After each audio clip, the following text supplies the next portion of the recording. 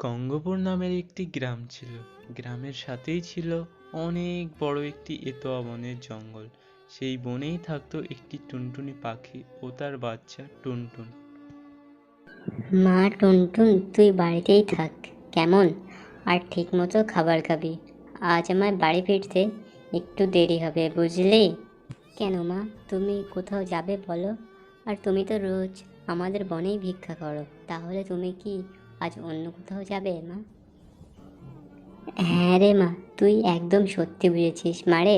আমাদের বনে সারাদিন ভিক্ষা করেও তেমন কোনো ভিক্ষা পাই না, তাই ভাবছি আজ পাশের বনে সাহায্য চাইতে যাব। তা মা, তুই বাড়িতেই থাক কেমন।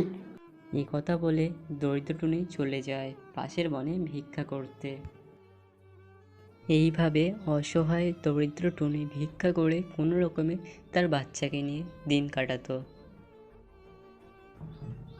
একদিন হঠাৎ আকাশে কালো মেঘ ভরে যায় আর জোরে বাতাস বইতে থাকে। তখন টুনটুন বলে ওঠে, মা, ও মা, বাইরে যে প্রচণ্ড বাতাস বইছে, এখন যদি আমাদের এই ভাঙা ঘরটা একেবারেই ভেঙে যায়, তখন আমাদের কি হবে মা? তখন তো আমরা আরও অসহায় হয়ে পড়ব। তুমি কেন বাসা ঠিক করো না মা? মারে, তুই তো জানিস ভিক্ষা করে আমি ঠিকমতো সংসারটাই চালাতে পারি না, তাহলে আমি ঘরটা ঠিক করব কি করে বল তো মা? মা দেখো দেখো, বৃষ্টি শুরু হয়ে গেছে। আমার মনে হয় এই বাসাটা এখনই ভেঙে যাবে মা। চলো আমরা পালাই, নয়তো ঘরের নিচে পড়ে আমরা মারা যাব মা, চলো। এসব তুই কি বলছিস মা? আমি তো আছি না, আমি তোর কিছু হতে দেব না। আর আমার বিশ্বাস আছে সোনা, আমাদের ঘরটা ভাঙবে না। তুই চুপ করে বসে থাক মা। এরপর টুনটুন টুনির সাথে অনেক জেদ করে। আর এক পর্যায়ে টুনি বাধ্য হয়ে টুনটুনকে নিয়ে পাশের গাছে এসে বসে। আর তার সাথে সাথেই টুনির ঘরটা পড়ে একেবারে ভেঙে যায়। সে কি রে মা, তোর কথাই তো দেখছি সত্যি হয়ে গেল। তবে মারে, এখন আমরা কি করব, কোথায় যাব?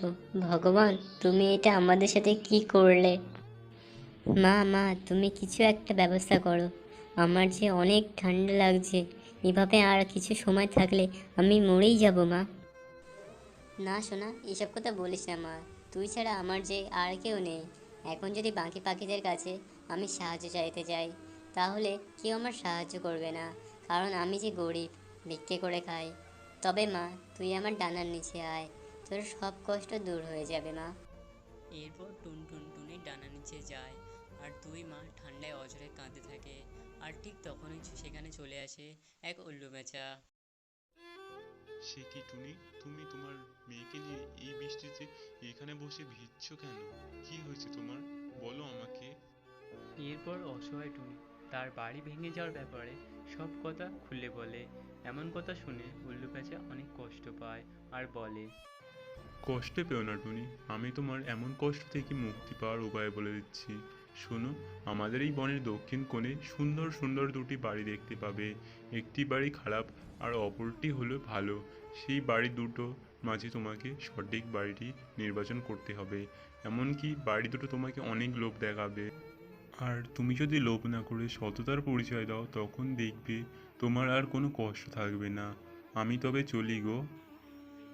আর এই কথা বলে উল্লু প্যাঁচা সেখান থেকে চলে যায়। আর টুনিও প্যাঁচার কথা মতো টুনটুনকে নিয়ে বনের দক্ষিণ কোণে রওনা হয়। আর অবশেষে তারা সেখানে পৌঁছে যায়। আর বাড়ি দুটি দেখে টুনি অনেক খুশি হয়। এসো টুনি এসো, আমাদের এখানে এসেছো বলেই তোমাকে স্বাগত জানাই। তা বলো টুনি, তুমি কেন এখানে এসেছো? এরপর টুনি তার ব্যাপারে দুই বাড়িকে সব কথা বলে। তখন দ্বিতীয় বাড়ি বলে ওঠে, ও, এই ব্যাপার। তবে টুনি, তুমি আমার বাড়িতে এসো, এখানে তুমি তোমার প্রয়োজনের সব জিনিস পাবে। না না, তুমি ওর কথা শুনো না টুনি, তুমি আমার বাড়িতে এসো।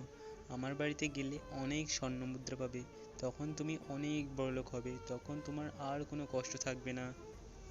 না না, আমার বাড়িতে এসো, তুমি লোভ করো না টুনি, তবে তুমি বিপদে পড়বে। এবার তোমরা থামবে?